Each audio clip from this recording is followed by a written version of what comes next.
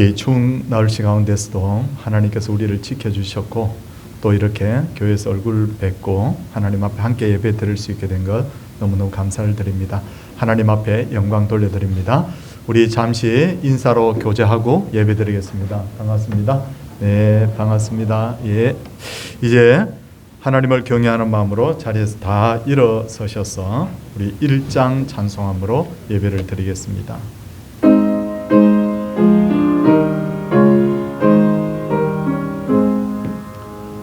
원복의 근원하나님 온 색성 천소 드리고 저 천사여 찬송하세 찬송 성부 성자 성령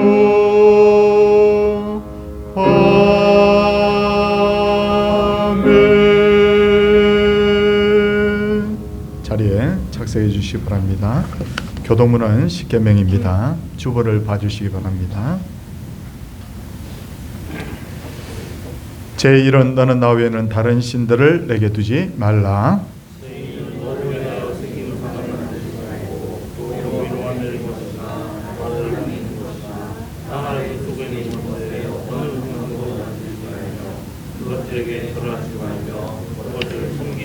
제3은 너는 내 하나님 여호와의 이름을 망령되게 부르지 말라. 제5는 내 부모를 공경하라. 제7은 간음하지 말라. 제9는 내 이웃에 대하여 거짓 증거하지 말라. 아멘. 사도신경은 우리의 신앙 고백입니다. 함께 하도록 하겠습니다. 나는 전능하신 아버지 하나님 천지의 창조주를 믿습니다.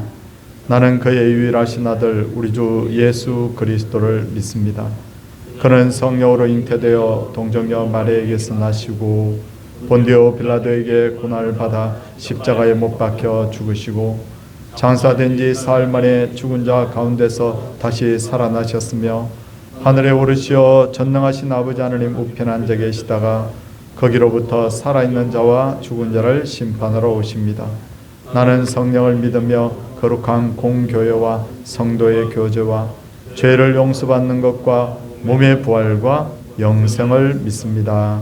아멘. 찬송 365장입니다.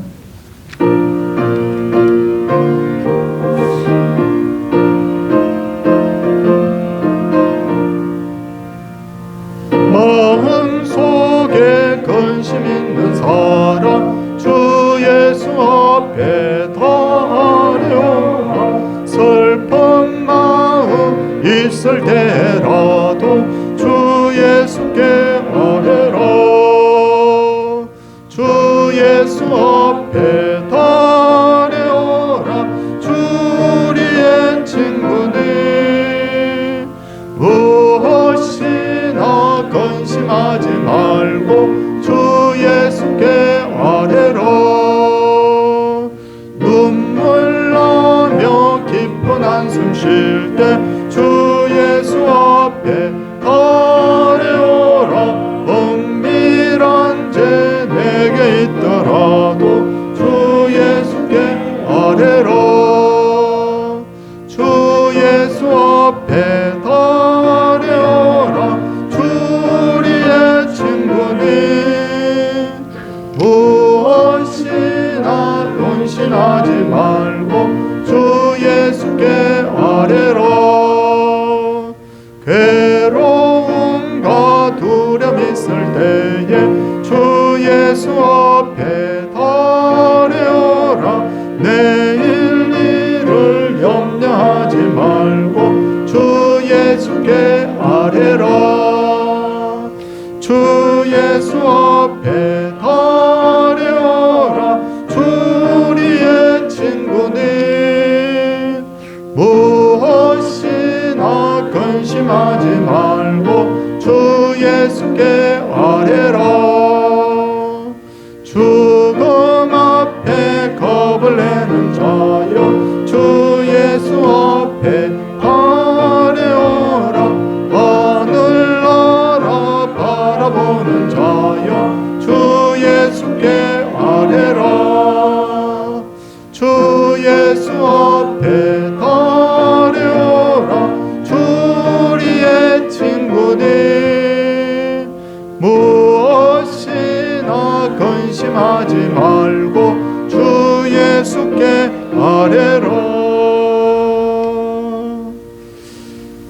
김민호 집사님께서 기도 인도하시겠습니다.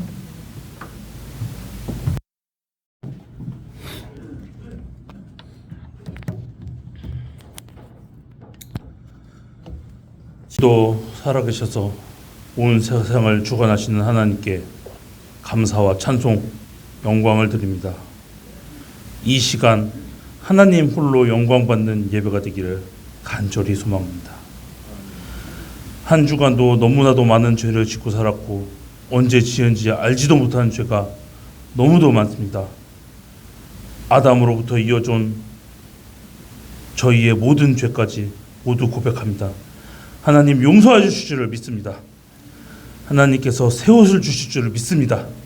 그 옷 입고 이 자리에 나갈 수 있도록 허락하여 주시옵소서. 한파가 몰아치는 추운 날씨에도 이른 아침부터 예배 드리기 위해 발걸음을 옮겼습니다. 하나님께 영광 돌리기 위해 모인 발걸음을 축복하여 주시옵시고 하나님께 영광 돌리기 위해 더욱더 힘쓰는 동산교회 성도가 되도록 하여 주시옵소서. 한 해가 저물고 있습니다. 이 자리에 모인 모든 영혼을 어루만져 주시옵시고 연초에 세운 계획을 아직도 마무리 짓지 못하였다면 남은 며칠간 마무리를 잘 지을 수 있도록 허락하여 주시옵기를 간절히 기원합니다. 각자의 기도 제목이 있습니다. 부끄러워 마음속 깊은 곳에 두고 차마 말하지 못하는 것까지 어루만져 주시옵고 그 기도를 들어주시옵소서. 성탄절이 다가오고 있습니다. 하나님께서 이 땅의 백성을 사랑하셔서 2000년 전 친히 아들을 이 땅에 보내주시고 그 아들이 피를 흘려 저희의 죄를 대속해 주셨습니다. 그 사랑을 다시 한번 되새기는 성탄절이 되게 하여 주시옵시고 하나님의 사랑을 잊지 않는 교회, 늘 감사가 끊이지 않는 교회, 하나님께서 주시는 복을 하나도 남김없이 다 받을 수 있는 교회, 하나님께서 날마다 조금이라도 더 가까워지는 교회, 하나님의 사랑을 날마다 서로와 나누는 교회가 되게 하여 주시옵소서. 전쟁으로 인하여 세상이 어지럽습니다. 자신의 욕심을 채우기 위해 하나님께서 주신 생명을 죽이는 범죄를 저지르고 있습니다. 하나님께서 그 모든 것을 주관하여 주시옵시고 하나님 원하시는 대로 세상이 이끌어질 줄 믿습니다. 진정 하나님만이 주관하시는 세상이 되게 하여 주시옵시고 모든 사람이 하나님의 상식대로 이끌어지도록 하여 주시옵시고 하나님의 상식대로 살아가는 것이 진정 복받는 길임을 깨닫게 하여 주시옵소서. 나라를 이끌어가는 자들을 붙잡아 주시옵기를 간절히 기원합니다. 얼마 후면 나라를 이끌어가는 자를 선출할 것입니다. 하나님께서 이끌어가는 나라, 하나님의 의지가 눈에 보이는 나라가 될 수 있도록 노력하는 자가 선출되게 하여 주시옵소서. 하나님의 의지를 다른 나라에 전파하는 나라가 되게 하여 주시옵소서. 담임 목사님으로부터 이 교회의 가장 어린 아이까지 모든 권속들을 지켜주시기를 간절히 기원합니다. 세상에서 승리하는 자가 되게 하여 주시옵시고 사탄을 이기는 방법이 몸에 배어있는 자가 되게 하여 주시옵소서. 살아가면서 많은 실패가 있습니다. 그 실패 위에도 함께하여 주시옵시고 살아가는 매 순간이 하나님께 조금 더 나가는 성도가 되게 하여 주시옵소서.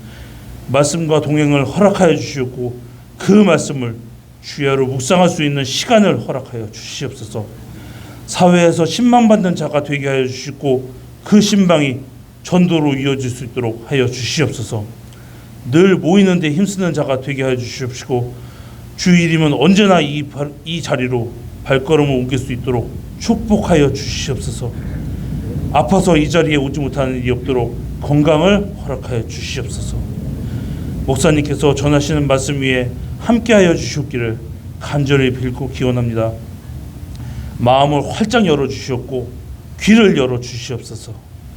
하나님께 주신 말씀인 줄 알고 한마디도 놓치지 않도록 하여 주시옵소서.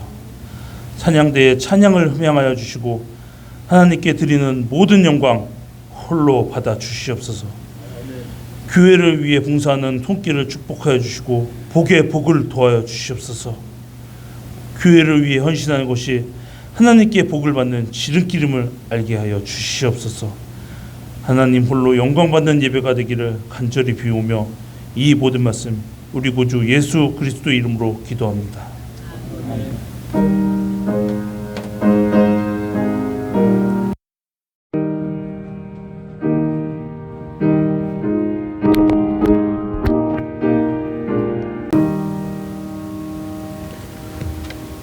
하나님의 말씀은 마태복음 5장 23절 24절입니다.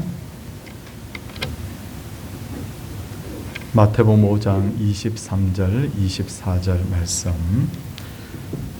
그러므로 예물을 제단에 드리려다가 거기서 내 형제에게 원망 들을 만한 일이 있는 것이 생각나거든. 예물을 제단 앞에 두고 먼저 가서 형제와 화목하고 그 후에 와서 예물을 드리라. 아멘. 호산나 찬양대의 찬양이.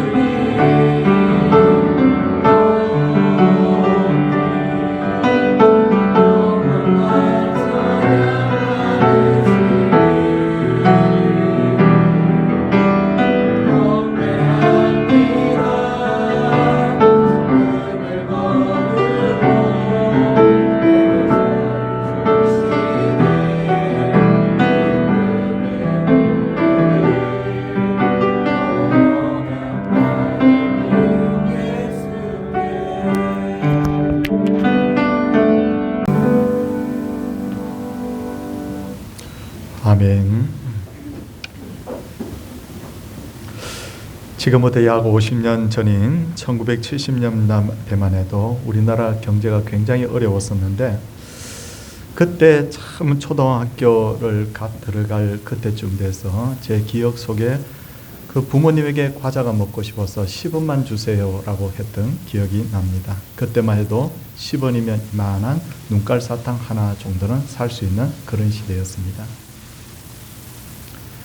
그러다가 물가가 얼마나 빠르게 폭등을 하는지 몇 년이 지나니까 저도 모르는 사이에 100원만 주세요라고 했던 기억이 나는데 참 어려운 시절이었죠. 그러던 차에 어느 날 손님이 저희 집에 왔는데 과자 종합 선물 세트라는 것을 사왔습니다.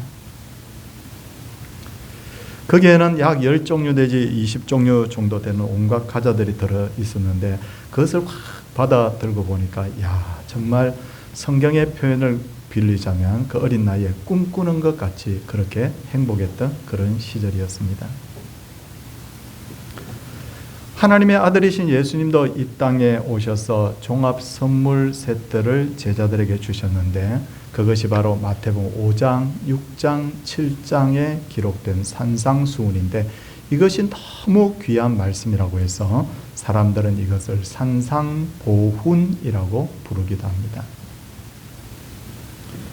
그래서 오늘은 산상수훈에 담긴 신앙생활의 기본 원리가 무엇인지에 대해서 말씀을 드리려고 하는데 먼저 예수님께서 산상수훈은 갈릴리 바다가 바라다 보이는 바로 그 산 위에서 말씀을 하셨어요.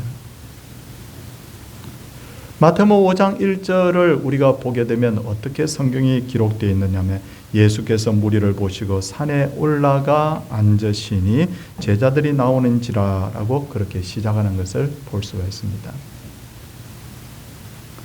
우리나라의 목사는 일어서서 설교를 하고 우리 성도님들은 앉아서 바로 설교를 듣는데 방금 5장 1절 말씀 다시 한번 보시면 아시겠지만 옛날에는 말씀을 전하는 자는 앉아 있고 그렇죠? 예수께서 산에 올라가 앉으시니라고 되어 있죠. 말씀을 듣는 자들은 주로 서거나 또 개중에 몸이 불편한 사람은 앉기도 했습니다. 그러니까 설교자는 사실은 앉아서 설교를 했어요. 그러니까 지금처럼 목사가 서서 설교를 하는 이유는 많은 청중들과 눈을 맞추기 위한 그런 어떤 목적도 있지만 사실은 기독교 교회의 하나의 문화가 한국에 전달이 된 거예요. 근데 우리나라도 가보면 절강 같은 데서 보면 중들이 설법을 할 때는 앉아서 하잖아요. 옛날에 바로 예수님 당시에는 주로 앉아서 설교를 했었습니다. 그렇다면 산상설교의 첫 메시지는 무엇일까요? 그것은 바로 심령이 가난한 자는 복이 있나니 천국에 그들의 것이며라고 했는데 우리네 성경을 보면 이렇게 해석이 됩니다. 심령이 가난하면 복을 받게 되고 심령이 가난하지 않으면 너희들 복 받지 못한다. 그런 식으로 우리가 받아들여질 가능성이 있다는 거예요. 그런데 실상 원어 성경을 그대로 번역해서 옮긴다면 이렇게 번역할 수 있습니다. 복되도다 심령이 가난한 자들이요 라고 말이죠. 여기서 가장 먼저 복되도다 라고 하는 마카리오이라는 단어가 제일 앞에 나와 있는 것을 볼 수가 있어요. 그런 식으로 그 다음 구절을 번역을 하자면 복되도다 애통하는 자들이여가 되어야 되고 그 다음 5절은 복되도다 온유한 자들이여 라고 되어야 되는 것이죠. 지금 예수님의 말씀을 듣기 위해서 예수님 앞에 온 사람들은 대부분 가난한 자들, 억울한 사연을 가진 자들, 힘이 없는 자들, 병든 자들이 대부분이었어요. 그런데 예수님께서는 그들을 향하여서 가난하고 애통한 너희들이 이미 복을 받은 사람들이다 라고 하셨으니 이 말을 받는 사람들이 얼마나 위로가 되었겠습니까? 그렇다면 예수님 앞에 나온 자들이 심령이 가난한 자인지 안 가난한 자인지 어떻게 알 수 있단 말입니까? 그것은 예수님을 만나기 위해서 이 자리에 와 있다는 것 자체가 이미 예수님 우리에게는 답이 없습니다. 예수님께서 답을 말씀해 주세요 라고 예수님 찾아왔다는 것 자체가 이미 그들의 심령이 가난하다는 증거입니다. 그래서 예수님께서는 복되도다 심령이 가난한 자들이여 라고 하시면서 바로 그 자리에서 너희들 이미 복받은 자들이다 이렇게 선포를 하신 것입니다. 흔히들 사람들에게 왜 예수님을 믿느냐고 물으면 예수님 믿고 죽어서 천국 가려고 합니다라고 하는 대답을 하는 사람도 있는데 맞는 말이에요. 예수님 믿으면 죽어서 우리가 천국에 갑니다. 그러나 한편으로 예수님께서는 하나님의 나라가 이미 너희에게 임하였느니라. 이미 임했다는 것.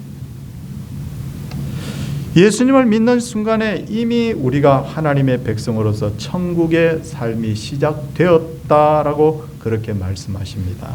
그러기에 예수님을 찾은 사람들은 앞으로 복받을 것이다 이런 의미가 아니라 이미 복받은 사람이라고 그렇게 말씀을 드리는 것입니다. 그리고 예수님께서는 그들의 정체성도 일깨워 주셨는데 예수님께서 뭐라고 말씀하셨습니까? 너희는 세상의 소금이 될 것이다. 너희는 세상의 빛이 될 것이다. 그렇게 말씀하시지 않고 너희는 세상의 소금이다. 너희는 세상의 빛이다 라고 하셨습니다.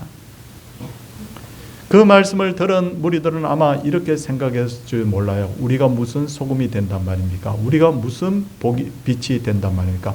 우리는 가난하고 우리는 힘이 없는 자들인데 말입니다.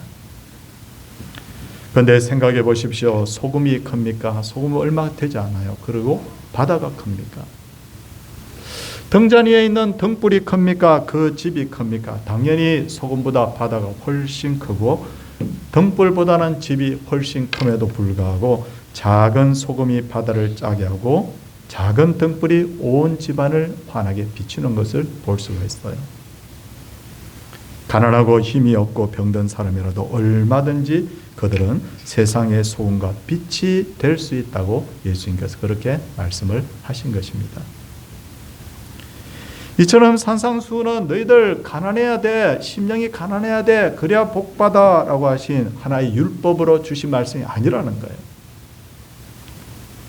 이 말씀을 새롭게 이렇게 너희들은 이미 예수님 앞에 나온 너희들은 이미 복받은 사람이야 라고 새로운 가치에 눈을 뜨게 해주셨다는 거예요.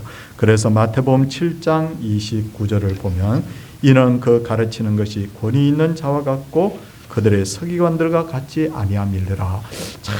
이렇게 정말 서기관들은 맨날 쥐어짜는 이렇게 살아야 된다 저렇게 살아야 맨날 쥐어짜는 어떤 그런 율법만 가르쳤는데 예수님께서 너희들 이미 복받은 자들이라고 했으니 정말 예수님 말씀이 권위가 있는 말씀이라고 사람들이 고백을 했던 것입니다.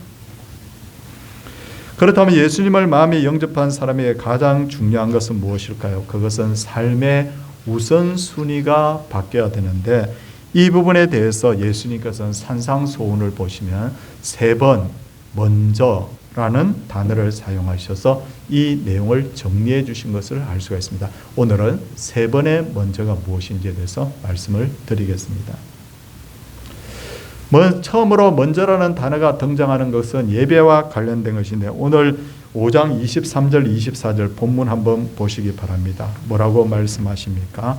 그러므로 예물을 제단에 드리려다가 거기서 내 형제에게 원망 들을 만한 일이 있는 것이 생각나거든 예물을 제단 앞에 두고 먼저 가서 형제와 화목하고 그 위에 와서 예물을 드리라 라고 여기서 처음으로 먼저라는 단어가 나오는 것을 볼 수가 있어요.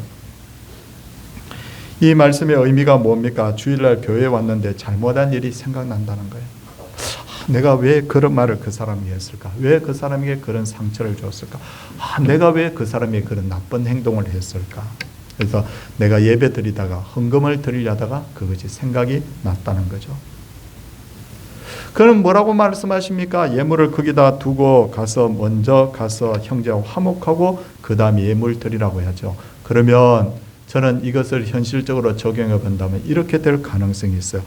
예배당에 와서 딱 예배 드리려고 하는데 갑자기 그렇게 화목하지 못한 일이 생각이 나는 거예요. 그러면 아이고 목사님 잠깐 기다리십시오. 예배는 다음에 드리고 먼저 가서 화해해야 되겠습니다. 그렇게 된다면 매주마다 성도들이 교회 왔다가 들어갔다 나왔다 헌금 드리다가 나왔다 들어갔다가 아주 그 예배 어떤 모습을 생각하면 굉장히 무질서해질 것을 우리가 예상할 수 있습니다. 그런데 이 말씀의 참 의미가 무엇인지를 알아야 됩니다. 정말 헌금 드리려다가 생각나면 그냥 중단하고 가서 화해하고 와서 예물 드리라 그런 의미일까요? 이 말씀의 참 의미는 삶이 동반된 예배를 하나님께 드리라는 거예요. 삶이 동반된 예배를 드리라는 거예요. 흔히들 생각하기를 예수님께서 독사의 자식들이라고 책망하신 바리새인들은 하나님께 예배도 드리지 않고 자기들 마음대로 망나니들처럼 생각을 하는 살았을 거라고 생각하는데 절대로 그렇지가 않습니다. 누가복음 18장 10절을 보시면 두 사람이 기도하러 성전에 올라갔다고 했습니다. 하나는 바리새인이요 하나는 세리라. 무슨 말입니까? 바리새인들은 꼭 시간을 억지로라도 내서 하나님의 성전에 올라가서 이처럼 열심히 기도했던 것을 성경이 기록을 하고 있지 않습니까? 바리새인들은 철저하게 안식일을 지켰습니다. 무슨 일이 있더라도 안식일은 하나님 앞에 나와서 예배 드렸습니다. 그리고 마태복음 23장 23절에 보니까 우리는 진짜 하나님 앞에 헌금 드릴 때 11조 드리세요. 그렇게 하면 내 수입이 얼만데 그렇게 다 드리기는 아까우니까 조금만 이런 마음이 생기지 않습니까? 근데 성경을 보면 마태복음 23장 23절에서 예수님은 바리새인들에게 대해서 뭐라고 말합니까? 서기관들과 바리새인들이여 너희가 박하와 화양과 근처의 11조를 드린다 이렇게 말하고 있는데 이 말은 뭐냐면 여기서 말한 것은 콩 이런 거예요. 콩 한쪽이 생겨도 반드시 거기에 대한 11조를 떼서 하나님 앞에 헌금 생활을 했다 그 말입니다. 철저하잖아요. 그런데도 이들이 예수님께 책망을 들었더니 우리 같으면 이런 성도들이 있다면 너무너무 좋겠는데 기도도 열심히 하죠. 예배 생활도 열심히 하죠. 하나님 앞에 철저하게 헌금 생활도 했고 너무너무 칭찬을 들을 만한데 예수님께서 오히려 그들을 책망하신 이유가 뭐냐면 삶과 분리된 예배를 그들이 드렸기 때문이라는 거예요. 예를 들어서 바리새인들은 안식일마다 하나님께 예물을 드렸는데 그들이 드린 예물은 가난한 자의 것을 착취한 거예요. 피눈물 흘리게 해서 그렇게 얻은 예물이라는 거예요. 또 성경을 보면 어떤 내용이 나오냐면 저들은 저울에 눈금을 속인다는 거예요. 저울에 눈금을 써요. 장사하는데 저울에 눈금을 속여서 불이한 어떤 이익을 얻어서 거기서 하나님 앞에 11조를 드렸다는 거예요.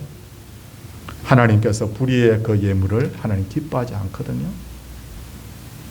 그러니까 껍데기는 예배를 잘 드린 것 같고 헌금을 잘 드리는 것 같은데 이러한 어떤 방식으로 속이고 부정을 행하고 남을 착취하고 이렇게 하나님 앞에 헌물을 드렸기 때문에 주님께서 그들의 예물을 기뻐하지 않는다고 하신 것입니다. 창세기 4장을 보면 가인과 아벨이 하나님께 제사를 드리는데 하나님께서 아벨의 제물은 받으셨으나 가인의 제물은 받지 않으셨다고 했죠. 왜 가인의 제물은 받지 않았을까요? 성경을 연구하는 많은 학자들이 이런저런 이유를 설명하고 있습니다. 그런데 진짜 우리가 모든 사람이 다 동의하는 이유가 하나 있습니다. 그것이 뭐냐면 가인은 예배자로서의 마음이 준비가 되어 있지 않았다는 거예요. 그래서 성경을 보시면 하나님께서 가인의 제물은 받지 않았다라고 하지 않고 뭐라고 성경에 기록되어 있느냐면 가인과 그의 제물은 받지 않으신지라 이렇게 되어 있죠. 가인도 받지 않고 가인의 제물을 받지 않았다. 결국 가인이 예배자로서의 바른 어떤 모습이 아니었기 때문에 그가 드린 예물을 받지 않았다라고 그렇게 말씀을 하시는 것이죠. 그런 의미에서 현대 한국교회의 가장 큰 문제가 뭔가 그것은 하나를 꼭 꼬집으라 하면 삶과 예배가 분리가 되어 있다는 거예요. 지금 한국교회 많은 교인들이 평일날 6일은 어떻게 사느냐면 그냥 자기 마음대로 그냥 삽니다. 꽤 많은 사람들이 멋대로 삽니다. 세상에 안 믿는 사람들처럼 삽니다. 좀 전에 말했던 그런 바리새인들의 모습처럼 삽니다. 그런데 주일날 교회 와가지고는 거룩하게 예배를 드립니다. 이게 뭐냐면 삶과 생활이 예배가 분리가 된 거예요. 과거에 예수를 믿는 사람은 뭐가 다르도 다르다라고 그런 말들을 많이 들었습니다. 저희 어렸을 때. 그때 한국교회가 엄청나게 크게 부흥했어요. 예수 믿는 사람은 다르다. 부모가 교회를 다니지 않아도 아이들을 교회에 보내주었습니다. 왜?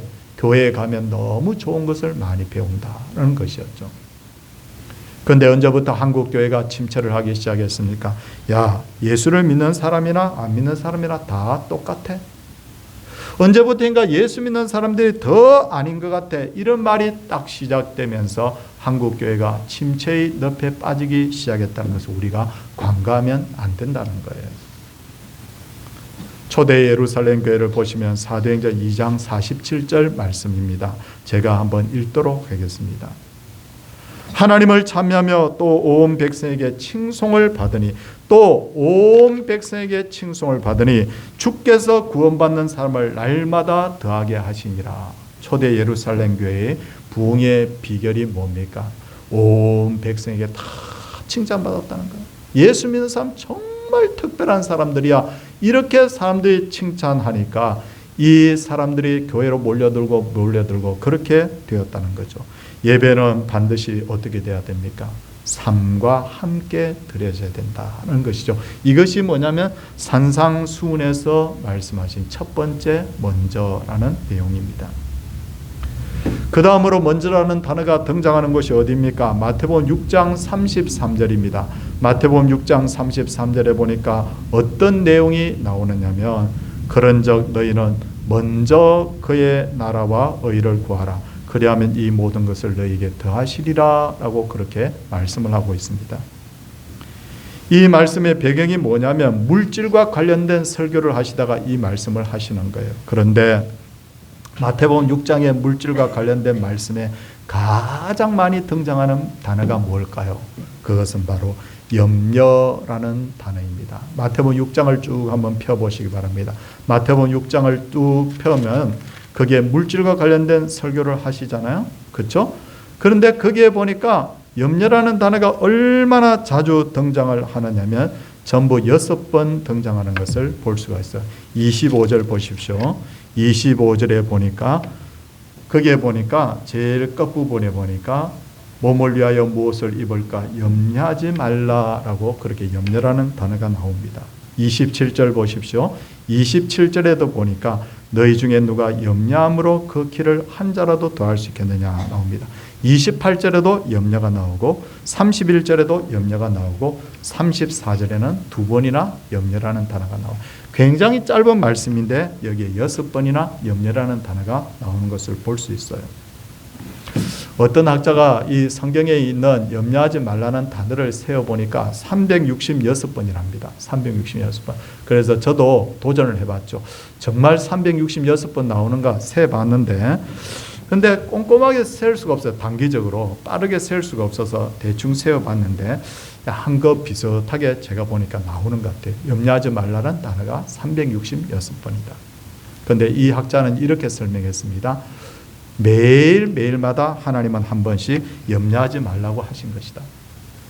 근데 왜 366번이나 윤년이 있는 날이 있거든요. 윤년이 있기 때문에 그것까지 이렇게 하나님께서 염두에 두시고 이렇게 366번을 염려하지 말라고 하신 것이다 라고 하는데 우리 성도님들 그냥 참고하시면 되겠습니다.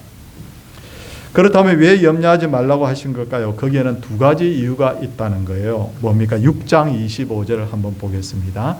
6장 25절에 보니까 어떤 말씀이 나오느냐면 목숨이 음식보다 중요하지 아니하며 몸이 의복보다 중요하지 아니하냐라고 말씀하셨습니다.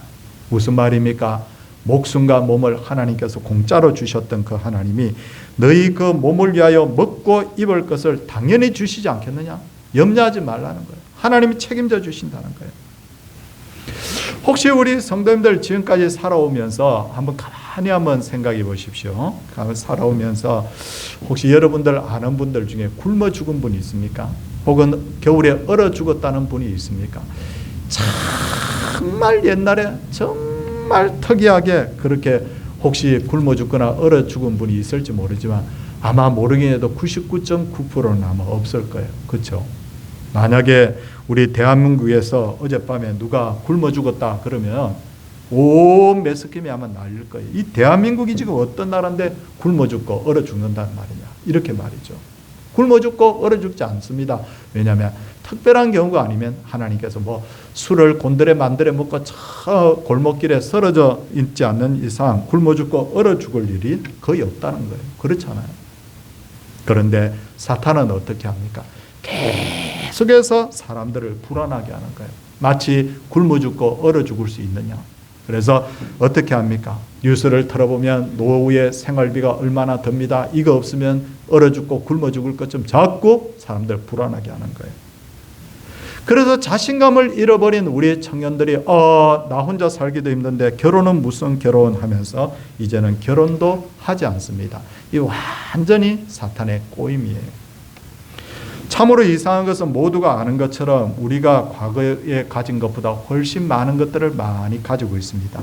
오늘 주보에 제가 짧은 글을 하나 실어 놓은 것이 있는데 그 짧은 글에 보면 감사와 행복의 출발점이라는 약간의 글이 실려 있는 것을 볼 수가 있습니다.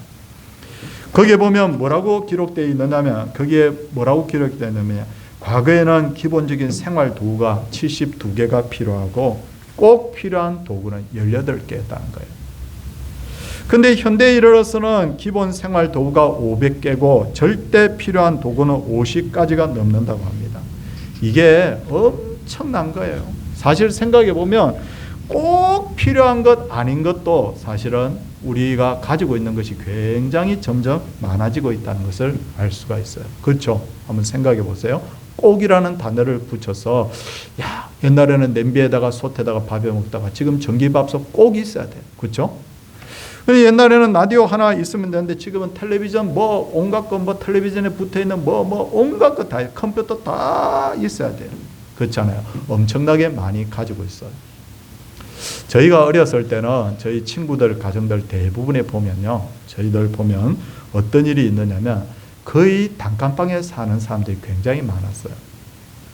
여러분들이 처음 서울에 올라오셨을 때 생각해 보시면 단칸방에서 살았던 기억들 다 가지고 있지 않습니까? 그런데 지금은 어떻습니까? 가족 수만큼 이제는 방이 필요하다는 것이 거의 상식이 되어가고 있다는 게 엄청나게 많이 가지고 있습니다. 그런데 문제는 우리가 과거보다 훨씬 많이 결핍을 느끼고 훨씬 많이 염려한다는 거예요. 저희가 어렸을 때는 생각해 보면요, 우울증이니 뭐니 막 이런 사람들, 그때는 그게 있는지 없는지도 모르고 거의 다 지나갔는데 지금은 과거보다 훨씬 많은 사람들이 정신적인 불안을 경험하고 있고 염려 속에 살고 있다는 거예요. 이상하죠? 훨씬 많이 가지고 있다니까요. 근데 훨씬 많이 불안해하고 있다니까요. 그렇다면 우리 성도님들 지금 우리 국민소득이 한 3만 불 정도 되는데 한 10만 불 정도 되면 이제는 좀 덜 불안할까? 아니요. 사람들은 이렇게 생각한대요. 혹시 내가 가지고 있는 것 이거 혹시 사라지면 어떡할까 라면서 사람들 마음속에 뭐가 있느냐면 가부를 해서라도 일어나지 않는 일을 가부를 해서라도 염려를 한다는 거예요. 이게 사람의 본질이라는 거예요. 그러니까 없으면 없다고 염려하고 있으면 있다고 염려하고 넘치도록 있으면 이게 사라지면 어떡하지 하고 염려하고 그래서 이 짧은 성경 구절에는 보니까 염려라는 단어가 그렇게 많이 등장을 한다는 거죠. 그런데 하나님께서 이거 정말 어리석다고 이렇게 말씀하십니다. 다 하나님께서 기본적으로 다 해주시는데 사람이 자기 마음속에 다스리지 못해서 여전히 염려 속에서 살아간다는 거예요. 둘째로 염려하지 말아야 될 이유가 뭡니까? 염려한다고 해서 상황이 바뀌지 않는다는 거죠. 6장 27절 한번 보겠습니다. 6장 27절에 보니까 이건 맞는 말이지 않습니까? 너희 중에 누가 염려함으로 그 키를 한 자라도 더할 수 있느냐라고 합니다. 보니까 저희 어머니 아버지는 저희 형하고 동생은 키를 크게 만들어 놓으셨고 저는 키를 그렇게 크게 만들어 놓지 않았어요. 어렸을 때부터 불만입니다. 나도 키가 좀 컸으면 좋겠어. 키가 좀 컸으면 좋겠어. 수십 년 동안 염려하고 불만을 해도 이거 단 1mm도 안 큽니다. 안 큰다고요. 안 된다는 거예요. 염려해서 안 될 일이 있는데 그런데도 불구하고 사람들이 여전히 염려한다는 거예요. 근데 우리 성도님들 중에 혹시 이런 분들이 있지 않습니까? 염려를 하는 거예요. 나 지금 건강해. 근데 병이 걸리면 어떡하지? 아프면 어떡하지? 맨날 이렇게 염려하면 어떻게 되느냐면 사람이 염려를 하면 할수록 더 건강해지는 것이 아니라 나중에 없는 병까지도 생기게 되는 희한하죠? 원리가. 나는 하나님께서 은혜 주셔서 기쁘고 감사해. 할렐루야. 이렇게 하면 있던 병이 떠나가는데 아프면 어떡하지? 아프면 어떡하지? 이러면 없던 병까지 막 찾아온다는 거예요. 그렇잖아요. 그렇게 생각해 보면 이렇게 보면 염려하는 사람이 얼마나 어리석은 사람인지를 알 수가 있다는 거예요. 바뀌지도 않고 오히려 염려함으로 병만 생기고. 근데 인생을 살아보면 어차피 일어날 일은 일어나고 일어나지 않을 일은 일어나지 않아요. 그렇잖아요. 사람이 염려한다고 해서 상황이 달라지지를 않는다는 거예요. 그렇다면 염려란 어디로부터 오는 걸까요? 염려라는 것은 이 성경적 염려에 대해서 말씀을 잠시 드리도록 하겠습니다. 원어로 염려라는 말은 메리머나라고 하는 단어인데 이 뜻은 뭐냐면 분열된다, 나눈다라는 뜻을 가지고 있다는 거예요. 이건 이렇게 해석을 하는 거예요. 뭐냐면 나하고 하나님하고 참 이렇게 붙어 있으면 염려는 사라지는데 내 마음이 하나님과 분열되어 있으면 떨어져 있게 되면 그때부터 염려가 찾아온다는 거예요. 중요한 것은 하나님께서 나의 모든 생사화복을 주장하고 계신다는 거죠. 그럼 난 믿는 거예요. 하나님, 공중의 새를 먹이시는 하나님, 내가 살아가는 것은 하나님 책임져 주실 줄 믿습니다. 하나님하고 딱 붙어 있으면 이 염려라는 것이 점점점 떠나가는데 하나님이 없는 거예요. 마음속에. 점점 멀어져 있는 거예요. 어떡하지 그렇게 되면 결국 뭐냐면 그때부터 염려에 사로잡히게 된다는 거죠. 그래서 예수님께서 이 염려와 관련돼서 마지막 결론을 이렇게 말씀하십니다. 뭐라고 말씀하시느냐면 너희는 먼저 그의 나라와 의를 구하라. 그리하면 이 모든 것을 너희에게 더하시리라 라고 말이죠. 하나님께서 솔로몬에게 일찍이 말씀하셨습니다. 너 원하는 것이 뭐냐고. 주님께서 제게 맡기신 그 백성을 잘 다스릴 수 있도록 저에게 지혜를 주십시오. 이게 하나님의 나라와 의를 먼저 구하는 거였어요. 하나님께서 이 말을 들으니까 너무 기쁘셔서 이렇게 말씀하십니다. 내 말하는 것이 내 마음에 딱 마음에 든다고. 그래서 내가 구하지 않는 부귀와 영광도 내게 줄 것이며 너가 하나님 말씀대로 계속해서 살면 너에게 장수의 복도 주겠다라고 말이죠. 그러므로 염려할 일이 생기면 염려하기보다는 우리가 어떻게 해야 되느냐면 자꾸 염려하는 이것은 내가 하나님으로부터 멀어져 있구나라고 생각해야 되는 거예요. 하나님 찾아야 되는 거예요. 하나님께 은혜를 구하고 기도해야 되는 거예요. 하나님 능히 나의 삶을 주장해 주실 줄 믿습니다 라고 내 마음이 하나님과 점점점 가까워지면 염려라는 것이 내 마음속에 떠나가게 되는 거예요. 이게 바로 두 번째예요. 세 번째 먼저라는 단어가 나오는 것은 마태복음 7장 5절입니다. 한번 보시겠습니다. 7장 5절에 보니까 외식하는 자여 먼저 내 눈 속에 덜보를 빼어라. 그 후에야 밝히 보고 형제의 눈 속에서 티를 빼리라 라고 여기에 세 번째 먼저라는 단어가 나옵니다. 타락한 인간이 가장 먼저 한 것이 뭐냐면 비판이에요. 비판. 이게 뭐냐면 우리 청년들 한번 보세요. 하나님께서 아담에게 왜 너 선악과 먹었느냐라고 물으셨잖아요. 그러니까 아담이 뭐라고 말합니까? 이렇게 말합니다. 하나님이 주셔서 나와 함께 있게 한 그 여자 그가 그 나무 열매를 내게 주므로 내가 먹었습니다. 비판하는 거예요. 누구 비판하는 거예요? 하나님. 하나님이 1차 책임입니다. 하나님이 안 줬더라면 그 여자 안 줬더라면 내가 안 먹었을 텐데. 두 번째 그 여자 전에는 내 뼈 중에 뼈고 살 중에 살이라고 했던 그 여자를 비판을 하고 있는 거예요. 사람이 죄짓게 된 죄가 들어온 사람이 제일 먼저 한 것이 바로 비판이에요. 비판하는 사람이 가지고 있는 세 가지 특징이 있습니다. 첫째는 자기를 의롭게 여기고 자신은 남을 비판할 자격이 된다라고 생각하는데 이건 교만입니다. 두 번째, 자신에게는 특별한 흠이 없다고 생각하는 거예요. 이건 요즘 현대어로 이야기하면 인지 부조화입니다. 솔로몬이 나단 선지자가 찾아와서 임금님, 여기에 임금님 사는 이곳에 부자가 있는데 손님이 와서 그 부자가 자기 양을 잡지 않고 가난한 자의 암양 새끼를 잡아서 손님 대접했다 그러니까 다윗이 그냥 누발대발합니다. 그놈이 누구냐고 죽어야 된다고 그러잖아요. 그때 나단 선지자가 뭐라고 합니까? 당신이라고. 당신. 그 부자는 암양 새끼 하나 빼앗은 정도이지만 당신은 남의 집 아내를 빼앗았지 않느냐고. 사람이 모르는 거예요. 막 정의로운 척하고 온갖 막 정의로운 척 막 이런 이야기 하는 사람들 보면 그렇게까지 깨끗한 사람 별로 없거든요. 그런데 사람이 자기 눈에 있는 들보는 보지 못하고 남의 눈에 있는 티끌을 본다는 거예요. 세 번째, 남을 비판하는 사람은 자기의 판단력이 언제나 객관적이고 정확하다고 생각합니다. 결국 이게 자꾸 지나치게 되면 어떤 현상을 일으키게 되느냐면 자기 자신이 하나님보다 더 옳은 것처럼 여기게 된다는 거예요. 제가 어떤 분이 어떤 좀 틀린 이야기를 하길래 그렇지 않습니다, 집사님. 성경에 이렇게 말씀하고 있는데 우리가 하나님 말씀대로 순종해야 되지 않겠냐니까 하나님도 틀렸다고 막 그러더라고요. 이게 뭐냐면요, 계속해서 남을 비판하는 이 사람이 끝없이 높아지다가 결국 이렇게 사람이 마음이 이렇게까지 되어버리는 거예요.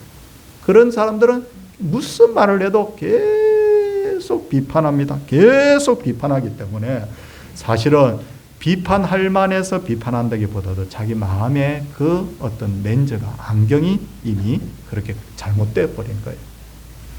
사랑하는 성도님들, 예수님께서 말씀하신 산상수훈의 핵심 메시지가 뭐라고 말씀드렸죠? 우선순위가 바로 돼야 된다. 세 가지 우선순위입니다. 예배자로서 먼저 삶이 동반된 예배를 드려야 된다. 삶이 동반된 예배. 그냥 와서 예배 드리는 게 아니라 삶이 동반된 예배를 드려야 된다. 그러니까 6일을 잘 살아야 7일째 예배를 바르게 드릴 수 있다. 두 번째, 먼저 해야 될 게 뭡니까? 염려하기보다는 먼저 하나님의 나라와 의를 구하라. 염려가 찾아오면 주님, 하나님께서 내 삶을 책임질 줄 믿습니다. 이렇게 하라. 세 번째 뭡니까? 먼저 자신을 돌아볼 줄 알아야 된다. 먼저 자신. 먼저라는 거예요. 이 세 가지 먼저만 제대로 우리가 잘 정말 말씀대로 순종한다고 그러면 내 마음속의 찌꺼기가 다 청소가 되면서 주님이 딱 말씀하셨잖아. 너희들이 복되도다 심령이 가난한 너희들이요. 이렇게 되는 거예요. 오늘도 이 말씀대로 다 순종하여 복을 누리시기를 주님의 이름으로 축원을 드립니다. 찬송하도록 하겠습니다. 461장입니다.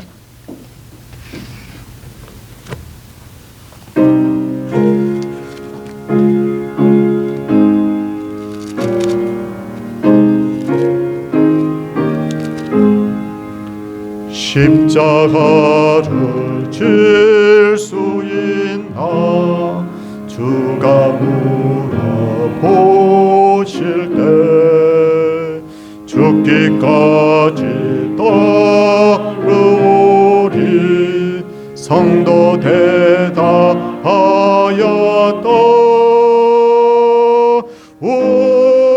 우리의 심령 주의 것이니 주님의 형상 만드소서. 주 인도 따라 살아갈 동안 사랑과 충성 늘 바치오리다. 너는 기여하고 있나 구원받은 강도를 그가 하였을 때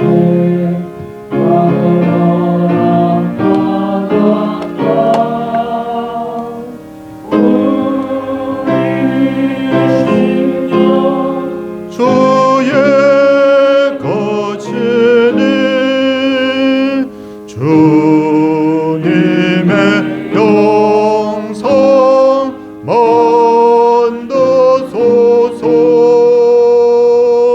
주 인도 따라 살아갈 동안 사랑과 충성 늘 바치오리다. 걱정 근심 어두운 그늘 너를 둘러 덮을 때 주께 내어 맡기겠나. 죄 웃어 승리 믿으며 주의 심령 주의 것이니 주님의 형상 만드소서.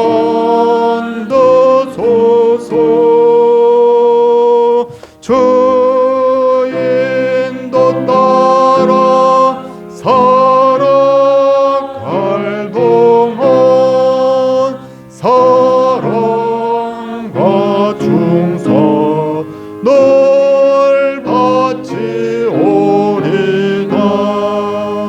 이런 일 다 할 수 있나 주가 물어보실 때 용감한 자 바울처럼 선뜻 대답하리라. 우리의 심령 주의 것이니 주님의 형상 만드소서.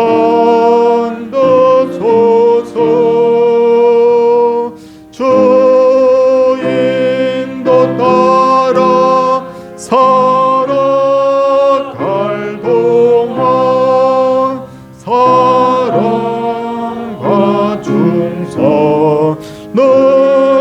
바치오리다.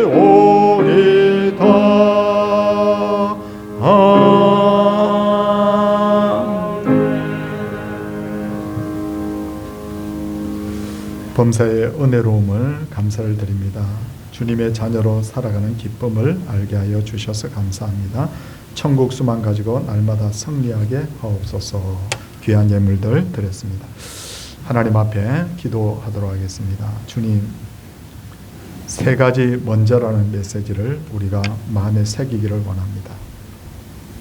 첫째는 우리가 삶이 동반된 예배의 자가 되기를 원하고, 둘째로 우리가 염려하기보다는 하나님을 의지하는 사람이 되기를 원하고, 세 번째는 다른 사람을 비판하기보다는 정말 자기 자신을 먼저 돌아볼 수 있는 그런 마음들을 우리에게 주시옵소서.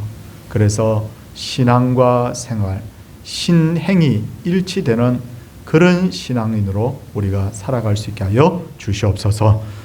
산상수훈의 이 놀란 이 선물 보따리에서 우리가 이 메시지를 잘 취하여서 이 원리대로 살아감으로 우리의 염려와 우리의 모든 어려움은 지나가게 하여 주시고, 하나님이 솔로몬에게 초기에 복을 주셨듯이 하나님께서 놀라운 복으로 채우시는 귀한 우리 성도님들, 우리 교회 되게 하여 주시옵소서. 주의 이름으로 이 수고하는 분들을 하나님 기억하여 주시고, 이 추위에도 불구하고 주님의 존전을 찾아 나온 분들에게 하나님 복으로 채워주시고, 그 마음의 소원들이 다 이루어지는 그런 놀라운 역사가 있게 하여 주시옵소서. 사랑해 주님, 우리 성도님들 중에 몸이 아픈 분들이 제법 계십니다. 하나님이여 한 분 한 분 기억하여 주시옵소서. 그 가족들도 주님 기억하여 주시옵소서. 병과 싸워서 반드시 이길 수 있도록 하나님이여 은혜 베풀어 주시옵소서. 어려움 중에 있는 분들이 다 회복되기를 원하고, 기도의 소원을 가진 분들이 기도대로 응답되어 지게 하여 주시옵소서. 그래서 우리 교회가 감사할 것이 참으로 많은 그런 기쁨의 교회가 되도록 하나님께서 은혜를 풍성케 하여 주시옵소서. 11조를 드렸습니다. 감사의 물을 드렸습니다. 하나님이여 주의 말씀대로 순종하여 드린 예물들 하나님 다 받으시고, 이 드린 손길들이 주 앞에 복을 받는 놀라운 역사가 있게 하여 주시옵소서. 건축 예물과 전도 선교 예물과 주정 예물을 하나님 앞에 드렸습니다. 하나님이여 믿음의 고백으로 하나님의 일을 기뻐하는 마음으로 드렸사오니, 주여 드린 손길들의 그 가정이 복을 받게 하시고 생업의 복이 넘치게 하여 주시옵소서. 우리 교회 모든 성도님들이 영원히 잘 되게 하여 주시옵소서. 범사가 잘 되게 하여 주시고, 형통하게 하여 주시고, 강건하게 하여 주시고, 그 후손들이 하나님이여 천대까지 복을 누리는 믿음의 명가들이 다 되게 하여 주시옵소서. 이 해의 남은 날들이 주 앞에서 평강의 날, 기쁨의 날, 감사의 날들이 되게 하여 주시고 2024년도에는 특별히 우리 교회가 부흥 성장하는 그런 해가 되게 하여 주시옵소서. 오늘도 주 앞에 무한 감사를 올려드리옵고 예수님 이름으로 기도드리옵나이다. 아멘. 다 일어서셔서 620장 1절 찬송하겠습니다.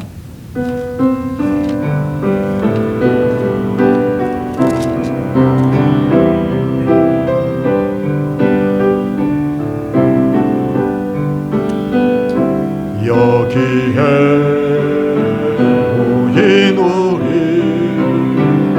주의 온종 받은 자여라. 주께서 이 자리에 함께 계심을 아노라. 언제나 주님만을 찬양하며 따라가리니 시험을 당할 때도 함께 계심을 믿노라. 이 믿음 더욱 세라. 주가 지켜주신다. 어둠 밤에도 주의 밝은 빛 인도하여 주신다. 주 예수 그리스도의 은혜와 하나님의 놀라우신 사랑과 오늘도 성령님의 깨닫게 하신가 인도하신가 보호하심의 역사가 하나님의 백성들을 위해 그 귀한 자녀손들과 가정과 생업 위에 빚값으로 사신 서울동산교회와 열방의 모든 교회와 성도들 위해 이제로부터 영원토록 함께 있을지어다. 아멘.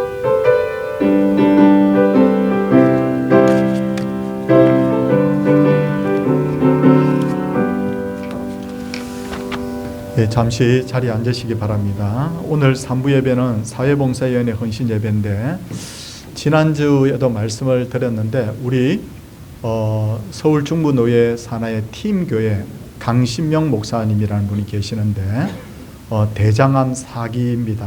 그래서 지금 정말 어려운 상황이 있는데 오후에 우리 헌금 순서에 헌금한 것은 100% 그분의 치료비, 구제비로 이렇게 전달하도록 그렇게 하겠습니다. 찬양 연극제 많이 좀 동참을 해주시기 바라고요. 우리 성탄 감사 예배는 25일 날 오전 11시 그리고 주일학교 수료식은 31일 2부 예배 후에 합니다. 2부 예배 후에 그리고 송구 영신 예배는 주일날 31일 밤 9시 하는데 오후 2시 반 예배는 별도로 드리지 않고 9시 예배로 대신하도록 그렇게 하겠습니다. 오늘 2부 예배 후에 예상 공동회가 있고요. 우리 재정감사 잘 받아주시고 지난주에 달력을 가지고 가지 않은 분들이 꽤 계시는데 달력을 꼭 챙겨서 가져가시기 바랍니다. 그리고 삼남전도에서는 우리 건물에 5층에 고시텔이 있는데 거기에 양말 세트를 다 하나씩 사가지고 이 성탄의 기쁨을 나누면서 전달을 했다고 합니다. 참 귀한 일 하셨습니다. 수고하셨습니다. 예, 우리 옆에 분들 우리 축복하는 마음으로 인사하고 예, 흩어지겠습니다. 할렐루야.